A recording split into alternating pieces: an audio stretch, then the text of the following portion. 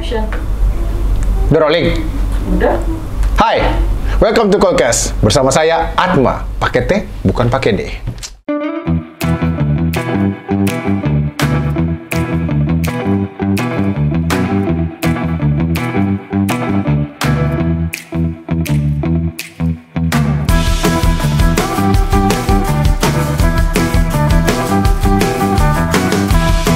Tunggu dulu. Cuman vending doang, cuman ngisi doang. Astagfirullahaladzim.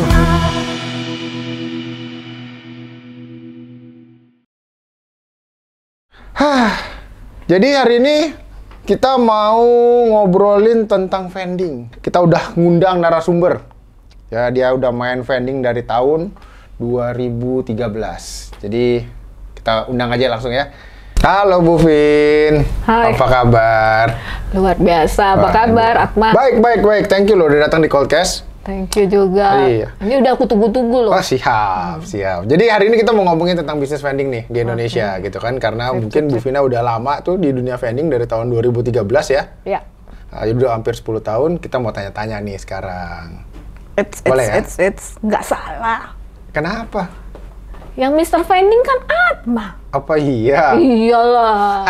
Dan Ya, kan nggak enak nanya diri sendiri. Masa nanya diri sendiri? Ya, akulah yang tanya. Ya udahlah, gantian ya. Oh, iyalah. Boleh deh. Nih, tanya dah. Tanya Nih. dulu. Boleh nggak? Boleh. Hah? Boleh. Boleh? Ya udah kalau gitu Bu Vina yang nanya. Oke. Saya yang jawab. Atma, Ya, gimana? Ayo, boleh. cerita dong Ngobrol. tentang vending waktu pertama kali dimulai dirintis. Dirintis pertama itu tahun 2009. Jadi bisnis vending itu kita masuk tahun 2009. Dulu namanya Jatari ya. Jatari vending. Kayaknya aku pernah dengar itu ya. Ya, udah lama banget. Itu udah lama banget 2009. Tapi Namanya bagus ya. Nah, bagus. Ya, itu bukan nama sih, itu singkatan dari para shareholder aja ya. Iya. Nah, Brandnya bagus. siap. Brandnya bagus gitu loh. Ya, jadi Jatari itu baru lahir tahun 2013 sebenarnya. Tapi kita mulai tahun 2009. Karena waktu itu 2009 itu kita saya ngelihat kok vending mesin di Indonesia masih sedikit ya, gitu ya. Karena waktu itu mungkin pemain vending masih sedikit banget tuh tahun 2009. Jadi makanya kita mau coba. Waktu itu kita bawa 2 mesin doang tuh. Gitu awalnya kita bawa 2 mesin doang. Kita oprek, kita operasikan, 4 tahun kita baru yakin tuh. Ada nggak itu yang ngajarin? Nggak ada, semua belajar sendiri, otodidak lah semuanya. Keren, belajar keren, sendiri keren. gitu. Iya. Jadi 2009 kita main, ada vending itu 2009. 2009 ya. 2009. Terus? Ya 4 tahun kita uji coba di kantor. Ya. Ya, kita ngelihat habit orang Indonesia tuh sebenarnya bisa nggak sih pakai vending. Oke. Ya itu baru yakin 4 tahun kemudian. Gitu ya. Iya, banyak soalnya problemnya banyak di market gitu ya, di pasar itu banyak problemnya. Jadi ya kita perlu meyakinkan diri sendiri lah. Sebentar. Tadi kan kata yakin ini loh. Yakin. Kenapa terus memutuskan untuk membuat sesuatu yang bisnisnya ke vending? Yakinnya itu dari mana? Yakinnya itu kita pengen tahu bahwa kedepannya itu sebenarnya pada saat 2009 itu di negara tetangga aja sudah banyak gitu ya, sudah banyak vending. Di kita sebenarnya dengan populasi kita yang sebenarnya banyak, marketnya masih ada, belum ada bahkan waktu itu. Masa sih kita nggak bisa bawa vending mesin ke Indonesia? Istilahnya yakinnya di situ sih. Kita yakin mungkin lebih ke arah personal ya, pribadi ya. Kita yakin kalau sebenarnya bisnis vending itu bisa dipakai di Indonesia. Jadi makanya kita putusin, kita cobalah. Toh nggak ada salahnya kita nyoba. Gitu. Iya. Nggak salah, tapi kenyataannya seperjalanannya bagaimana? Seperjalanannya ya 4 tahun pertama itu mungkin pada saat 4 tahun kita yakin, kemudian kita ngebangun yang namanya Jatari Vending itu pada tahun 2013. Kita baru tahu problem-problem yang ada di lapangan itu pada saat kita sudah lakukan gitu. 2014 itu mungkin kita baru ngerasa, wah ternyata susah ya. Gitu ya, wah ternyata nggak segampang itu ya kita ngejalanin bisnis vending. Ternyata susahnya pakai banget dia. Ternyata pakai banget, bener. Kita ngejalaninnya udah bener-bener susah, mulai dari pengoperasiannya, dari orangnya, dari teknologinya, sampai dengan negosiasi dengan orang-orang untuk nyawa tempatnya, itu semuanya problem. Sampai nyari barangnya ya dengan para produsen makanan minuman itu juga struggle gitu ya. Kita agak-agak susah gitu. Ternyata dimensinya banyak ya. Dimensinya banyak. Nggak hanya dengan vending kotak gitu aja, tapi kan ada kontribusi dari beberapa hal. Ada beberapa orang yang harus turut campur di dalamnya. Bener, ya kan? banyak. Jadi emang mekanismenya itu nggak semudah kalau orang lihat cuman vending doang, cuman ngisi doang gitu. Ternyata kompleks banget gitu. Untuk dunia bisnis vending itu masih kompleks banget pada saat itu.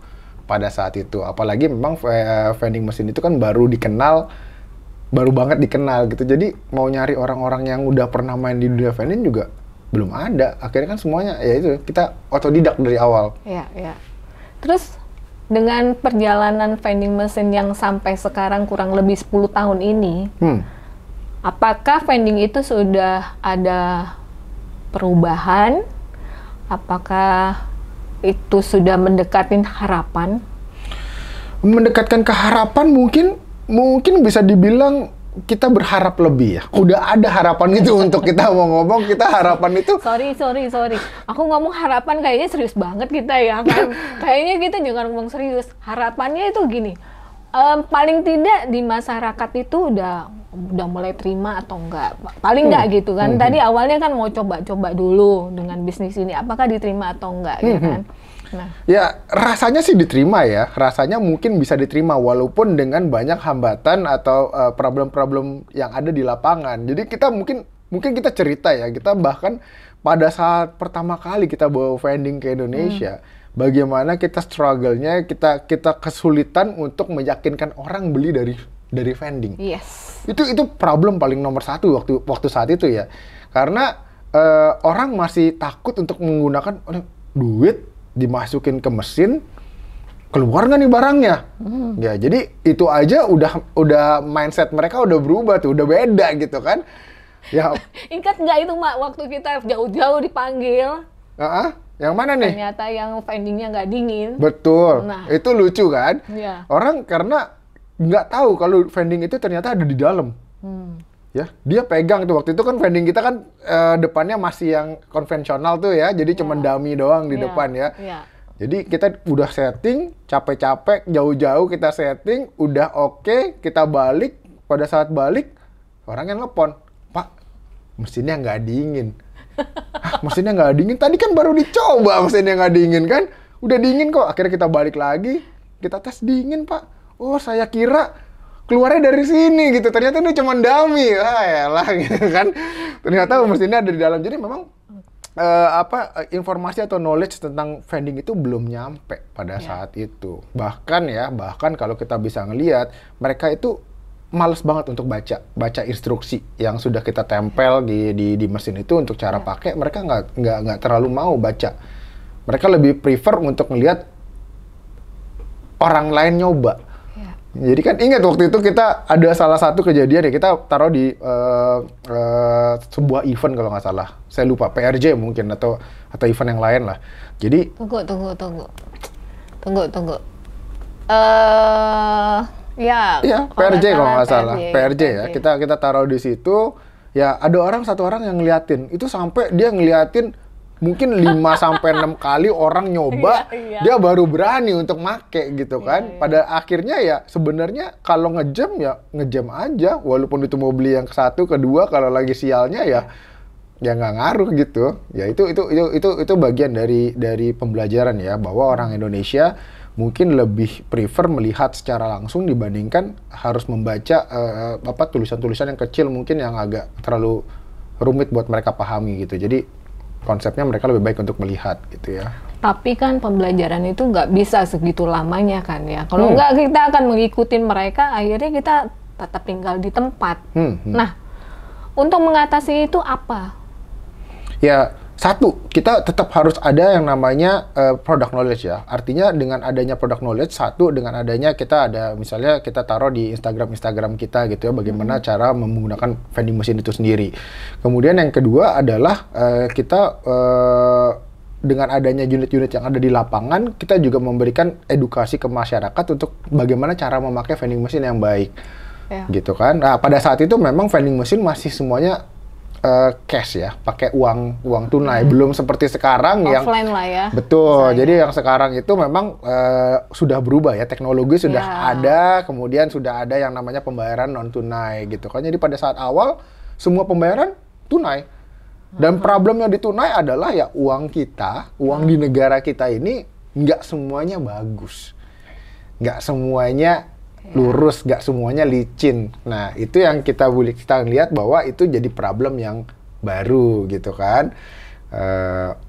Makanya waktu itu awal-awal kita pada akhirnya kita daripada orang nggak percaya sama mesin, lebih baik secara security kita kurangin. Ya duit, segala macam duit kita terima aja dulu. Biar orang nggak antipati terhadap vending mesin ya, gitu. Ya.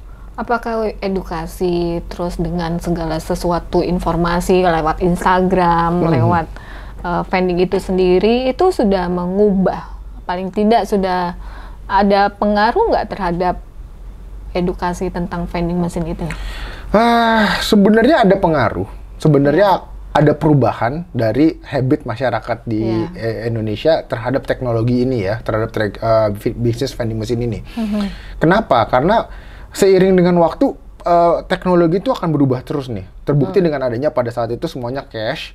Waktu itu baru tahun sekitar 2017 kita mulai ada yang namanya penggunaan kayak flash dan kawan kayak gitu ya. Ada OVO, kemudian ada sorry, kita udah bisa nyebutin ini brand.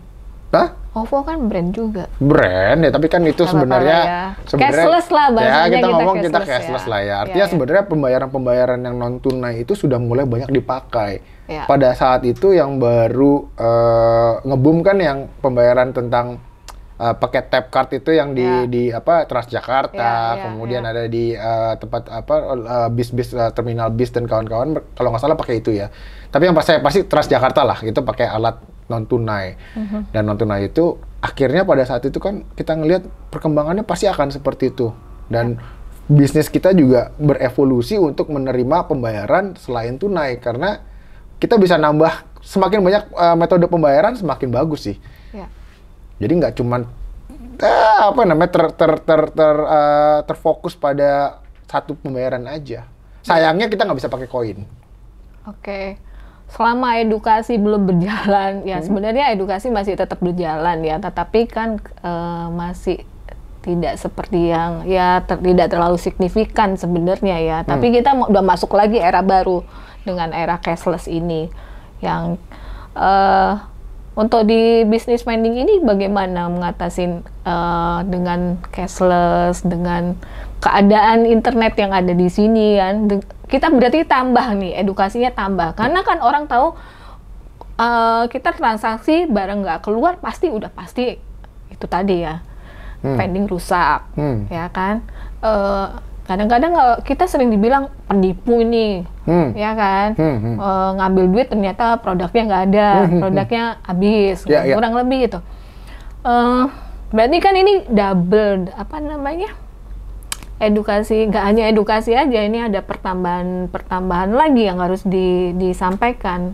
Nah, itu bagaimana caranya? Ya, ini yang menarik ya. Ini adalah kita melihat bahwa ini tantangan yang harus kita lewatin ya. Yang harus kita lewatin, yang mungkin dengan tantangan ini kita bisa naik tingkat lah, naik kelas ke bisnis vending yang lebih baik gitu, lebih advance lagi. Which is yang dari awal itu kita sudah berubah nih dari yang cash doang, kemudian yang mesinnya adalah mesin-mesin klasik gitu kan, akan ada upgrade mesin-mesin baru dan juga teknologi-teknologi yang baru.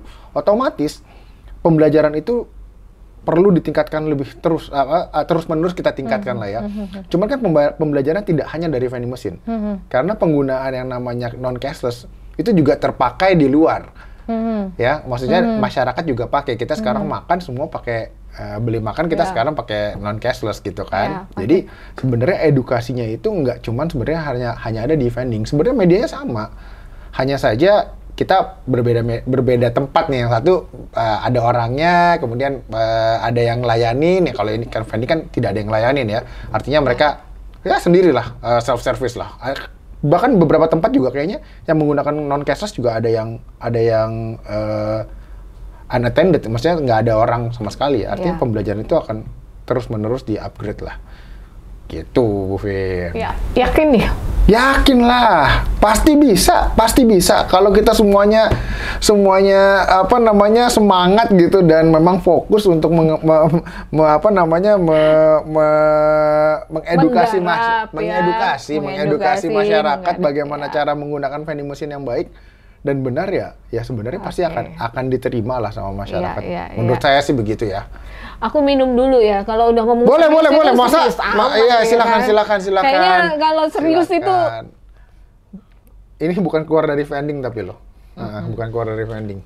Nah, kenapa tanya serius? Karena sampai sekarang image-nya terhadap vending ya, orang-orang ini nganggap vending itu penipu. Ngambil duit aja, produk nggak keluar. Terus yang kedua, mahal. Produk yang di vending mahal. Terus yang ketiga lagi, ya vending tak bisanya hanya beverage aja. Ya kan? Oke. Dan jenis-jenis snack lah yang dalam kemasan. Apakah itu hanya sampai di situ saja? Apakah memang vending itu terkup dengan hanya jual makanan, minuman yang dalam kemasan gitu? Nggak bisa kan dengan yang lain? Ya, oke. Saya jawab ya. Jawabnya jangan serius amat. Enggak, saya jawab dalam konteks yang kita ngomongnya tentang film ya, tentang film. Sorry, film itu apa tuh? Hah? Film itu apa? Film itu sebenarnya adalah vending operator. Ya, vending operator, kita itu nyewain vending, dan kita juga operate vendingnya.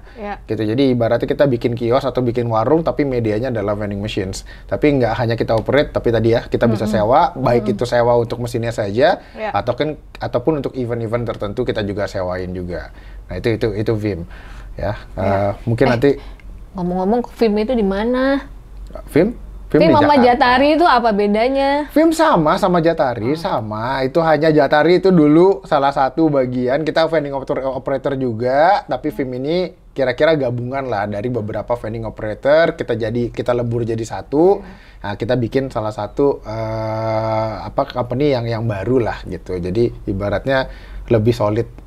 Diharapkan lebih solid. Tentunya lebih banyak ya dan yang lebih ditawarkan. Banyak vendingnya gitu, benar. Jadi tadi menjawab pertanyaannya Bu Vin nih.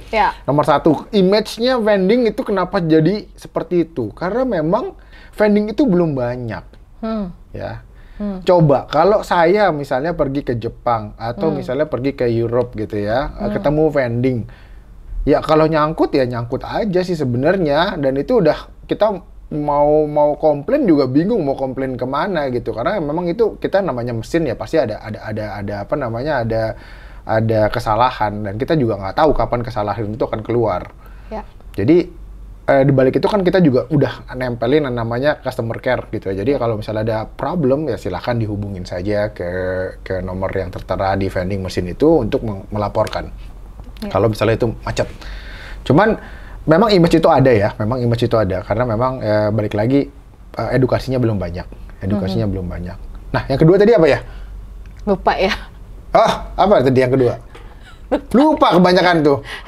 Lupa ya. Lupa. Aku juga lupa. Astagfirullahaladzim. Lupa lah.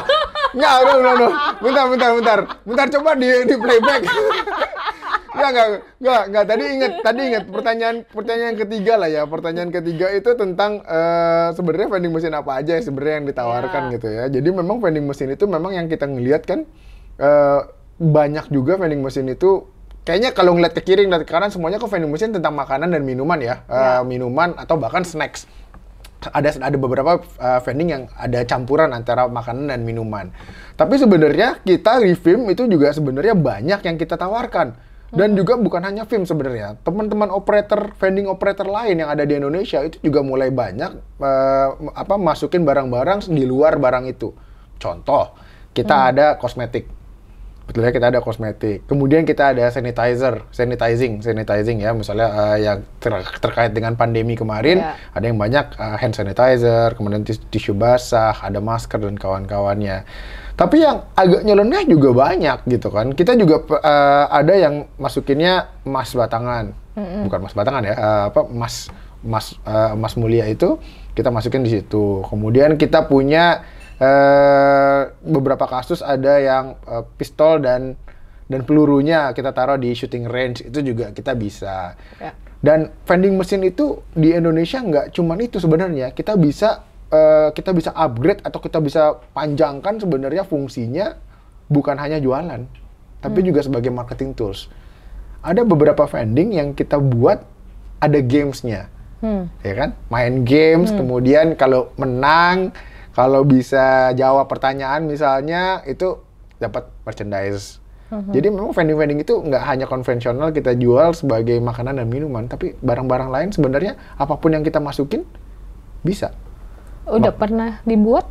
Udah, kita udah buat. Udah banyak kok. Jadi sebenarnya contoh-contohnya udah banyak. Kalau yang mau lihat, silakan lihat di IG-nya Vim aja, atau jangan nggak cuma Vim sebenarnya, banyak gitu ya, di teman-teman vending operator yang lain juga banyak kok ya yang udah mulai masuk ranah-ranah itu. Jadi banyak lah. Jadi banyak contohnya vending machine tidak hanya dipakai makanan dan minuman. Nah, gue inget nih, nomor 2 pertanyaannya apa? Baru inget sih sekarang. Baru inget, kenapa vending machine mahal yang di dalamnya? Itu nomor 2 itu. Udah gue baru inget ya kan. Jadi pertanyaan itu yang menjawab, kenapa barang di vending itu lebih mahal? Ya, kenapa lebih mahal? Ya, kenapa itu? Beda, karena konsepnya begini. Kalau kita ngeliat di luar nih, di luar negeri, Jepang lah. Jepang itu adalah negara dengan populasi vending machine terpadat di dunia. Ya, dia ada total mungkin sekitar 5 juta vending saat ini, kira-kira 5 juta vending. Jadi satu vending itu dia serving untuk 23 orang. Ya, tapi kalau terbanyak di dunia bukan di Jepang, terbanyak di dunia itu di Amerika Serikat kalau nggak salah. Ya, populasi vending machine terbanyak di Amerika Serikat itu sekitar 7 juta kalau nggak salah. Yeah. Kalau saya nggak salah ya, gitu. Nah, bandingkan dengan Indonesia. Yeah. Indonesia kira-kira saat ini hanya ada sekitar 7.000 vending. 7.000. Yeah. 7.000 dibandingkan dengan populasi kita. Yeah. Artinya satu vending itu kita serving 65.000 orang. Barangnya aja nggak nyampe 65.000. Yeah. Ya. Nah, terus kenapa mahal? Ya karena SDM kita masih murah. Untuk sewa tempat juga masih murah. Kalau di Jepang SDM itu mahal. Oke. Ya. Orang yang kita bayar orang tuh mahal, bayar sewa tempat itu mahal banget. Jadi produsen-produsen makanan dan minuman di sana lebih prefer atau lebih baik mendingan beli vending. Kita operate, kita taruh di situ, dibandingkan dengan kita sewa untuk membuat kios atau warung lah. Itu jauh lebih mahal.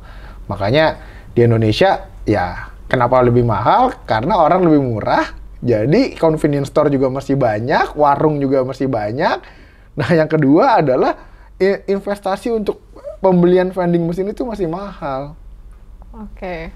Ya, jadi banyak faktor yang menentukan kenapa akhirnya harga makanan dan minuman yang dijual di vending machine itu jadi lebih mahal kalau di Indonesia. Tapi itu juga membuat ini secara angka kan orang maunya kan belanja sesuatu kan ingin yang lebih murah.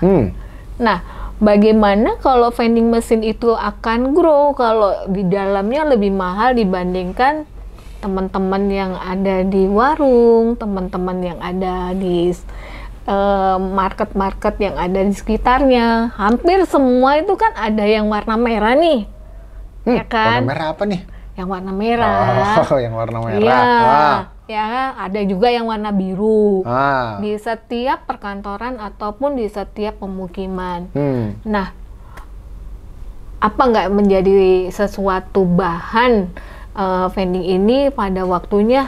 Aduh, nggak bisa nih aku lawan nih yang segini banyaknya gitu kan, dengan yang warna merah dan biru itu yang makin mendekat dengan harga yang kompetitif. Ya, sebenarnya sudah pasti mereka punya pasar sendiri lah. Mereka punya pasar sendiri. Dan vending machine itu harus memang mencari pasarnya sendiri. Karena saat ini juga kita belum fokus ya. Vending machine bisnis ini di Indonesia memang belum secara fokus kita memposisikan diri kita di mana sih sebenarnya. Kita masih sporadis banget. Yang penting ada tempat kita masuk. Jadi memang secara market kita masih terlalu luas gitu. Jauh-jauh lah ya. Jadi karena vending itu kan sebenarnya mikro. Dia itu bisnisnya ya sama kayak warung lah. Ya. Dia itu kita bisa mendekatkan diri lebih dekat kepada user. Ya. Tujuannya itu kita mendekatkan diri kepada user. Karena kita pengen calon-calon pembeli kita yang ada di vending machine itu mendapatkan kemudahan untuk mencari sesuatu yang agak sulit mereka dapatkan di tempat mereka. Ya gitu. Makanya vending machine itu kita perlu makanya saya selalu bilang ada empat tipikal atau 4 faktor bagaimana penempatan sebuah vending itu bagus. Ya ini sama lah. Ini ilmunya sama. Coba dibisikin. Salah satunya dibisikin. Ilmunya sama ya. Di seluruh dunia ilmunya sama. Kalau mau sukses di tempat di bisnis vending, ilmunya sebenarnya sama. Nomor satu vending itu harus ditaruh di lokasi yang bagus. Contohnya? Lokasinya harus tepat. Kemudian yang kedua, harus ada traffic. Harus ada people traffic. Kalau lokasinya bagus tapi nggak ada orang, yang beli siapa? Ya kan? Yang ketiga itu harus ada buying power-nya. Karena di Indonesia berbeda konsepnya dengan yang ada di Jepang. Jadi buying power ini harus ada. Jadi yang pertama sudah ada lokasinya bagus, kemudian people traffic-nya banyak, kemudian orang yang beli ada, duitnya ada gitu. Tapi ketiga hal ini tidak akan menjadi jaminan bahwa vending itu mesin bagus. Tidak menjadi jaminan vending mesin itu menghasilkan. Harus ada yang keempat. Yang keempat itu adalah urgency. Urgent. Orang itu harus dipaksa atau terpaksa untuk membeli. Karena kalau misalnya ada saingan, ya vending machine ini nggak bisa survive. Karena balik lagi, vending machine kita berbeda dengan vending machine yang ada di Jepang. Di Jepang, vending machine lebih murah daripada convenience store. Di kita, vending machine itu lebih mahal. Bahkan dari warung, bahkan dari convenience store. Bahkan dari supermarket. Bisa jadi lebih mahal harganya gitu. Jadi, mau nggak mau, vending machine itu harus ditempatkan di tempat-tempat yang urgent banget. Orang ya karena nggak ada pilihan lain ya harus dibeli. Itu sebenarnya ilmu yang ya udah ada. Bahkan di Amerika itu udah dari tahun 1900 mereka udah jalanin yang namanya bisnis vending machine gitu ya. Kita udah terlambat 100 tahun loh. 100 tahun. 1 abad ya. Kita 1 abad. Jadi mereka sudah mulai bisnis vending, kita masih bikin bambu runcing bahkan. Iya. Mungkin salah satunya itu mindset kita harus dirubah ya. Betul. Bagaimana dengan produk yang pasti produk di vending itu kenapa mahal tadi udah disebutkan. Terus penempatan, urgensinya seperti apa. Nah, itu hal-hal yang perlu diperhatikan. Apalagi sekarang ya, yang utama ini ada kalau kita udah main online, internet juga ya kan. Kalau di basement kita udah tewas lah. Taruh di basement ya kan. Padahal di basement orang nunggu parkir itu sebenarnya urgensi juga kan. Hambatannya banyak. Dan ini memang kita perlu sama-sama berpikir kan gitu. Jadi buat teman-teman vending operator lain yang ada di luar ya, kalau bisa kita kumpul, kita ngobrol ya ini lebih bagus ya. Kita bisa bersama-sama berpikir untuk kedepannya kita sebenarnya bisnis vending machine di Indonesia itu mau dibawa seperti apa. Nah, ini yang buat saya sebenarnya kalau pengennya ya teman-teman vending operator kita ngobrol lah. Setuju. Kita ngobrol. Kalau perlu kita bikin asosiasinya. Belum ada asosiasi vending di Indonesia. Setuju. Jadi kita nggak lagi ini areaku. Ya kan? Ini arahmu ya kan? Karena tujuan kita sebagai vending machine di operator di Indonesia cuma satu beneran. Kita pengen vending machine bisnis jalan di Indonesia. Vending machine bisnis ini menghasilkan di Indonesia. Setuju. Jadi kedepannya itu yang paling penting buat kita. Kita coba deh kita coba ketemu, ngobrol bareng. Wah, itu bakal keren banget sih. Itu salah satunya ya. Itu salah satunya. Salah satu mimpi saya. Iya, makanya tadi optimis ya. Optimis. Kira-kira itu sih yang bisnis yang wah kalau kita ngomongin bisa 3 SKS ini. Makanya. Kan yang mungkin aku yang nutup kan. Aku kan bintang tamu sebenarnya. Jadi dibalikin lagi? Iyalah. Jadi dibalikin lagi. Oh, boleh. Makasih ya, Atma. Terima kasih loh. Ini saya makasih loh udah diomongin, udah diundang ke Coldcast gitu ya. Terima kasih banyak waktunya Ibu Vina. Sama-sama, sukses ya. Sebagai vending machine operator, mudah-mudahan Vim bisa terus jaya, bisa terus berkembang bersama dengan teman-teman vending operator yang lain juga membangun bisnis vending machine di Indonesia jadi lebih sustainable ya. Thank you juga. Aku sudah diundang. Mudah-mudahan ini punya nilai, punya ya paling tidak di luaran sana mau bergabung. Mudah-mudahan ada manfaatnya ya Iya, buat iya. para pemirsa. Jadi kalau teman-teman semua di luar sana yang mau coba bisnis vending, mungkin lebih dapat gambaran kira-kira bisnis vending itu mau dibawa seperti apa, kayak gimana bentuk vendingnya, itu boleh banget kita tonton aja. Mudah-mudahan semua yang kita tonton, apa yang kalian dengar saat ini, informasi dari Bu Vina bisa mendapatkan gambaran lah ya ke depannya kira-kira vending machine bisnis itu seperti apa sih. Action. Ulang. Tadi endingnya kaku, kayak kanebo basah. Kayak kanebo kaku maksudnya. Maklum baru pertama, Bos. Kita ulang dulu ya. Ya, ulang. Bu Vin, thank you waktunya Bu Vin. Sama-sama. Sampai ketemu lagi di mudah-mudahan sukses. Mudah-mudahan bisa diundang lagi ke Coldcast Asik. yang berikutnya. Ditunggu. Oke, buat teman-teman semua, ditonton sampai habis ya. Sampai ketemu di Coldcast berikutnya. Atma out. Bye.